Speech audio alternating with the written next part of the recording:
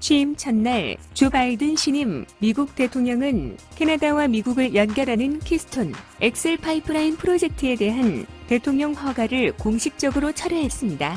친환경 정책을 내세운 바이든 행정부가 결국 송유관 사업에 제동을 걸면서 환경 파괴 논란이 일고 있습니다. 바이든 부통령 당선으로 그동안 협력 회복이 기대됐던 양국 간 외교적 마찰 가능성이 제기됐습니다.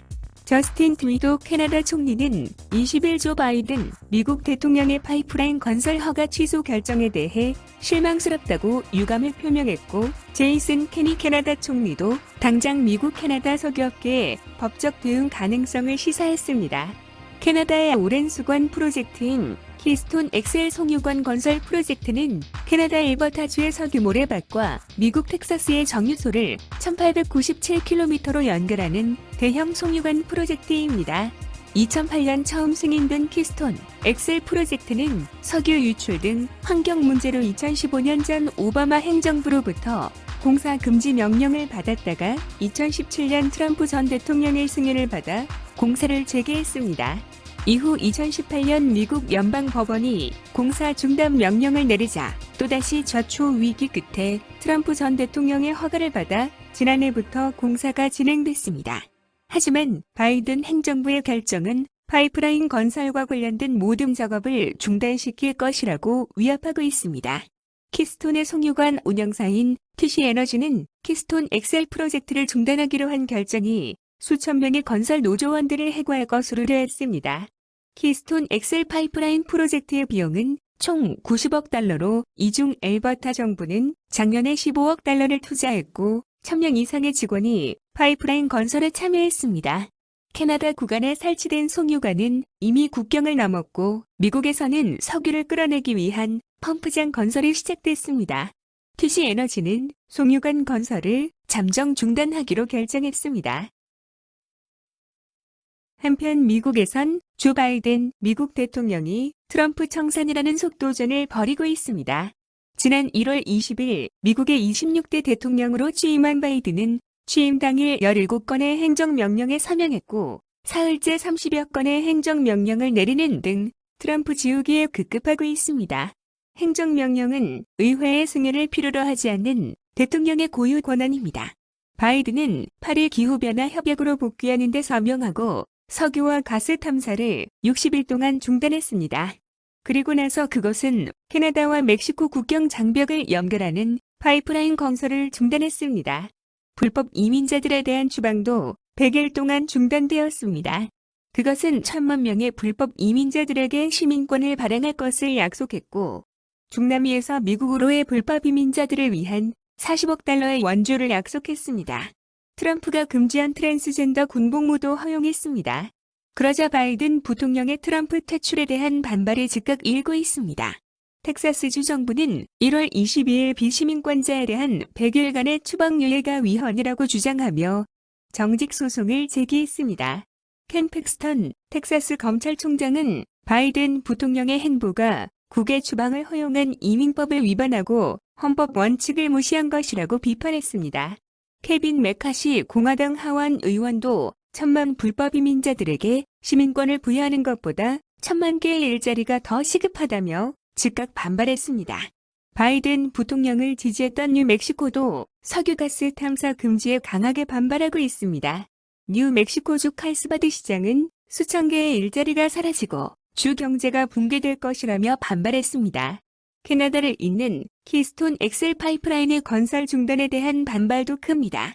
키스톤 엑셀 파이프라인은 캐나다의 엘버타와 미국 중서부를 거쳐 텍사스까지 이어집니다.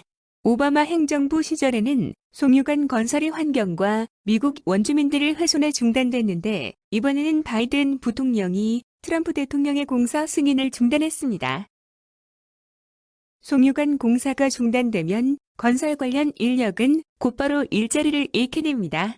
케빈 브래디 텍사스 대표는 바이든 부통령의 석유 탐사 중단과 파이프라인 건설이 이틀간 시행되면 텍사스에 약 12만 명의 실업자가 생길 것이라며 강하게 반발했습니다.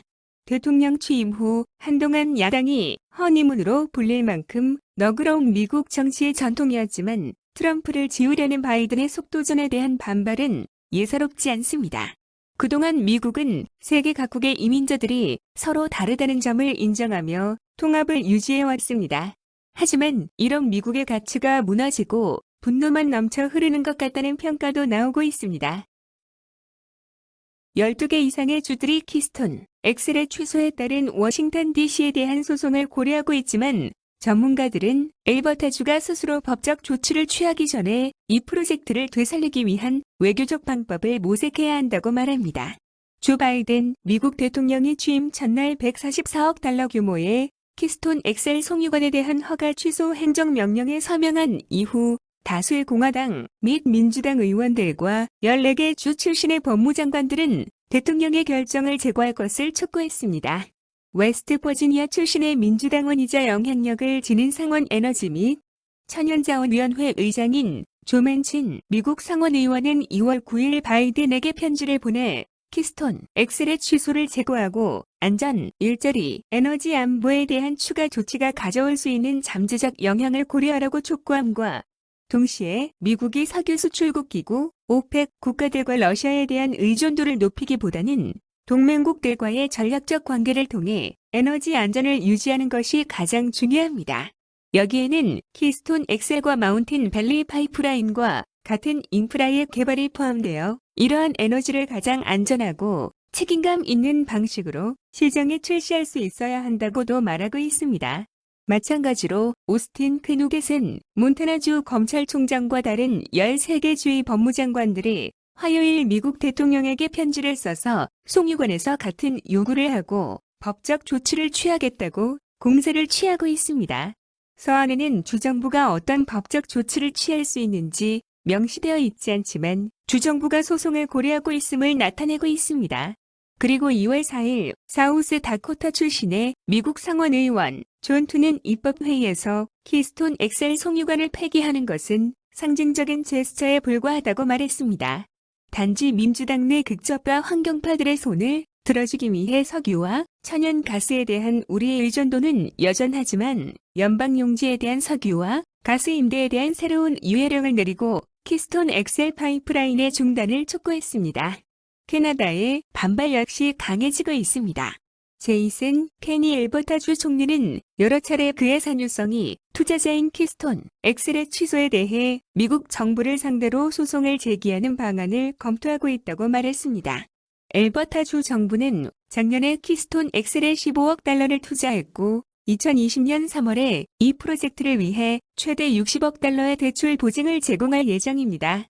우리는 미국의 캐나다 에너지의 중요성에 대해 미국 정치인들을 감시하고 계속해서 이야기하고 있습니다. 엘버타 에너지부 대변인 카비 벌이 이메일로 보낸 성명에서 말했습니다. 그는 또가 이 사업에 대한 우리의 재정적 이익을 보호하기 위해 모든 법적 수단을 우리 마음대로 검토하고 있다고 말했습니다. 출범한 지 한 달이 채 못 된 바이든 행정부는 무분별한 행정명령의 남발로 인해 현실 및 민생을 외면했다는 비판과 함께 공화당뿐 아니라 일부 민주당 내 지지자들로 부타도 비판의 목소리를 듣고 있습니다. 앞으로 줄 소송으로 이어질 수 있습니다. 아는 통역사가 준비한 소식은 여기까지였습니다. 아는 통역사 채널을 아끼고 구독해주시는 모든 분들께 감사의 말씀을 드립니다. 실방에서 뵙겠습니다. 감사합니다.